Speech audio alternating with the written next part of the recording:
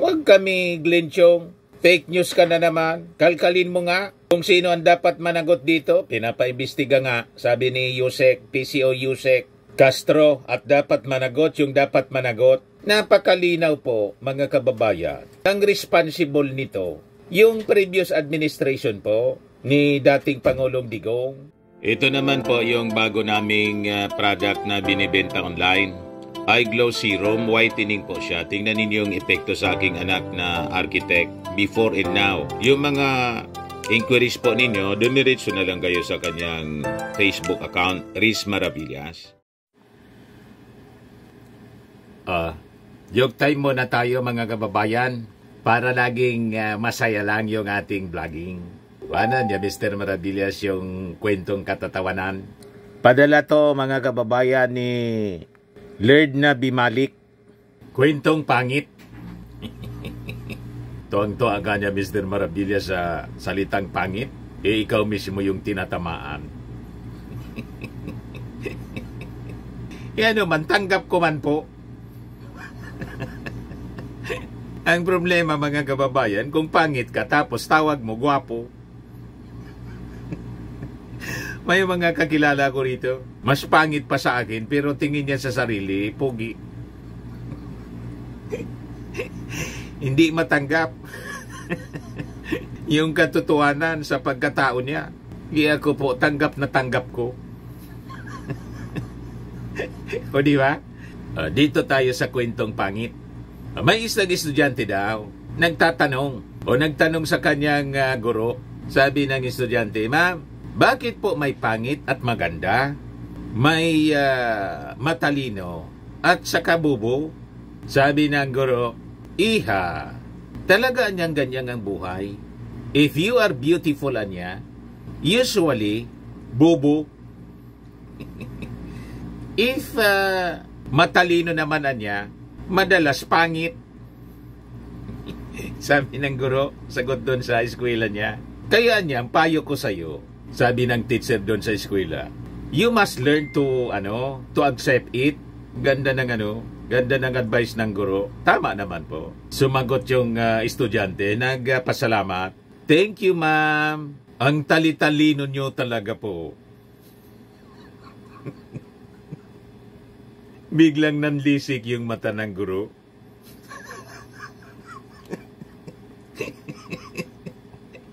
Bakit kaya nagalit yung guro?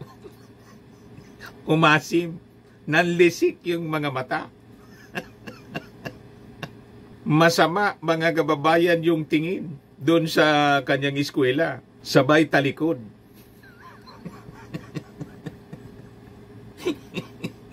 Sinabihan siya ng kanyang eskwela, "Thank you, ma'am. Ang tali-talino nyo talaga." Siya yung may sabi po na pag matalino, usually bubo.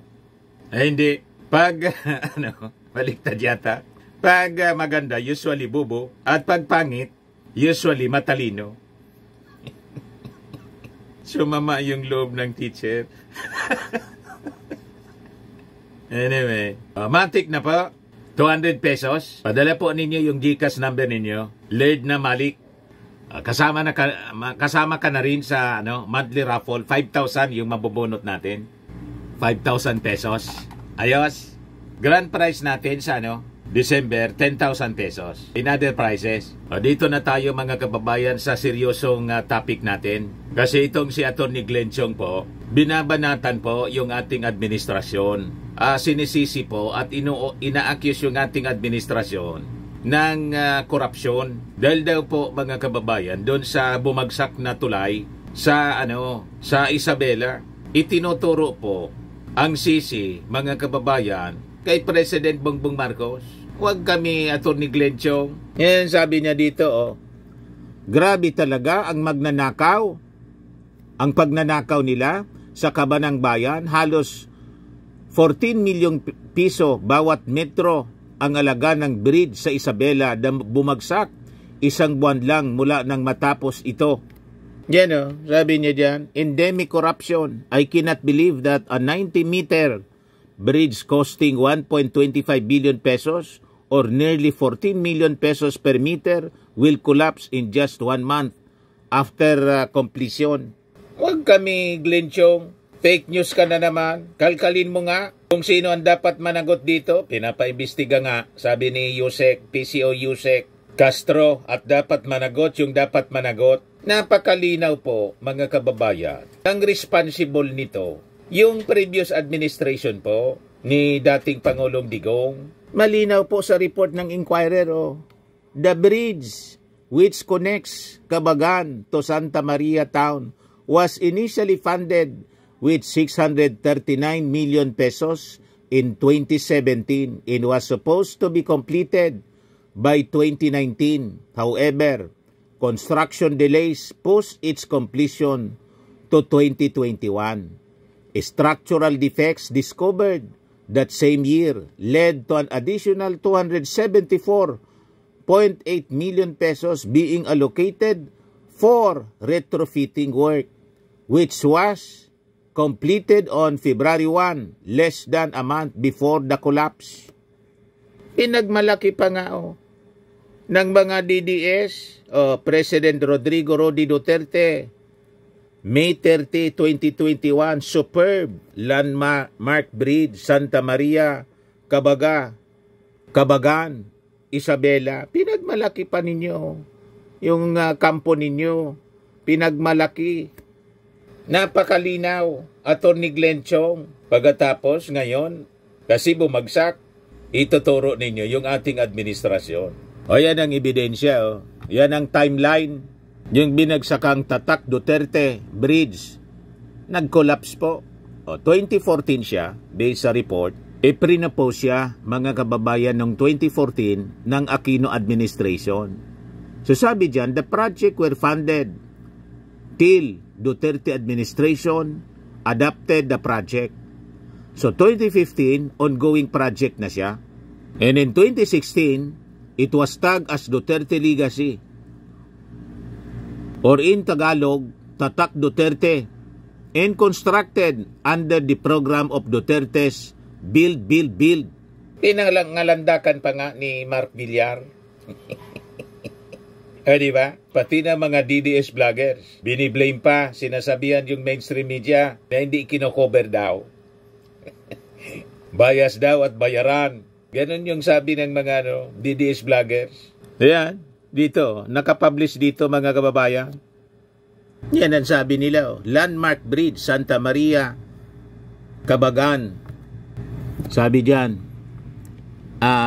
thanks PRRD, landmark bridge in Isabela na hindi binabalita ng mainstream media.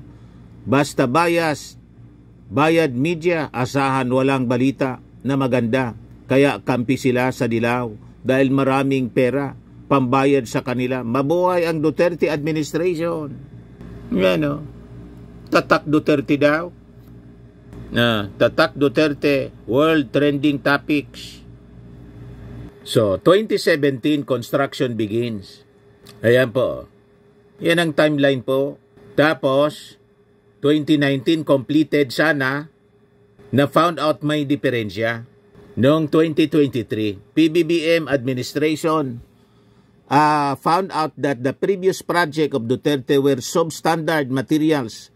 As of 2023, the project should reconstruct.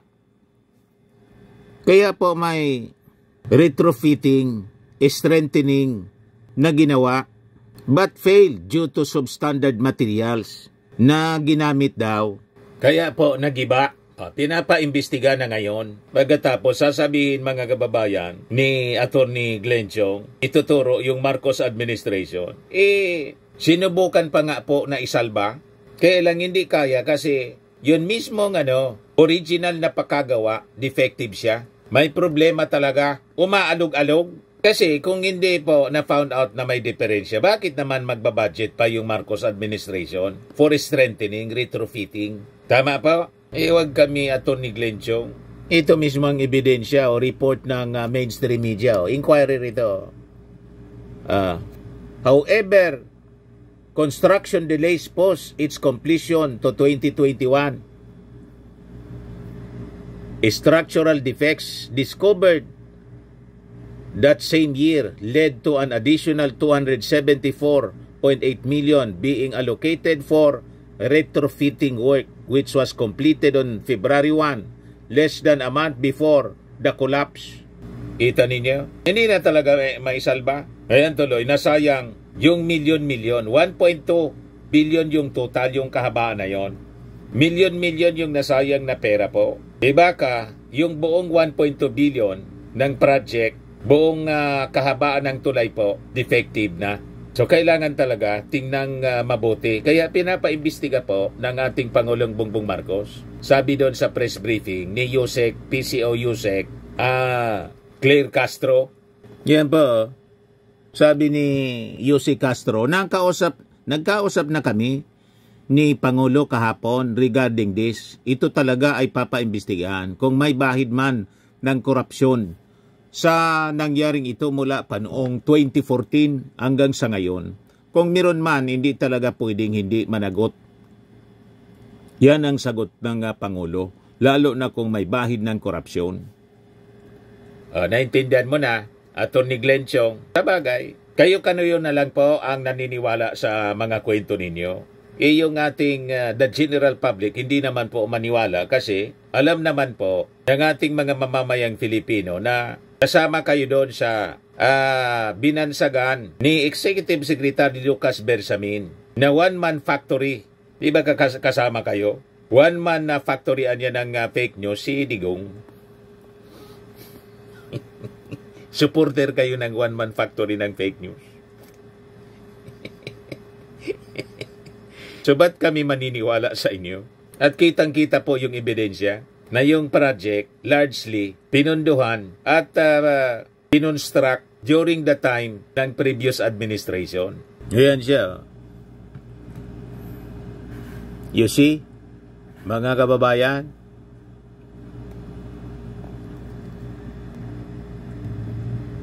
yan, sabi ni Rex Paul Arjona, Duterte era bridge in Isabela collapse.